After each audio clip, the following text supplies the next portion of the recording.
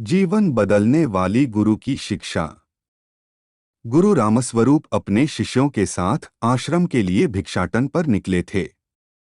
वह अपने गुरुकुल में भोजन की व्यवस्था भिक्षा मांगकर ही किया करते थे। जब वह एक कस्बे से दूसरे कस्बे की ओर जा रहे थे, रास्ते में खेत बधार मिलने लगे। किसी खेत में हरी भरी फसल खड़ी तो कोई खेत बंजर नजर आ रहा था। ऐसे ही एक बंजर खेत पर किसान कुछ बुवाई करने के लिए खेत को जोत रहा था। वहीं पेड़ के नीचे उसने अपना सारा सामान पोटली आदि रखा हुआ था। गुरु रामस्वरूप के शिष्यों में एक शिष्य शरारती था। वह शरारती स्वभाव के कारण किसान की रखी हुई पोटली उठा लाया।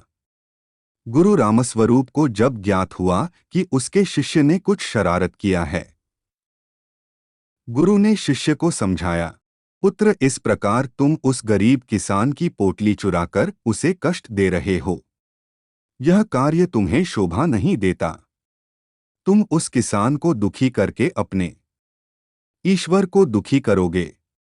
तुम्हें जो पैसे भिक्षा में मिले हैं, उसे ले जाकर उसी स्थान पर पोटली सहित रख दो और फिर किसान का भाव देखो। शिष्य ने ऐसा ही किया। वह पोटली और पोटली के नीचे भिक्षा में मिले हुए पैसे रखाता है।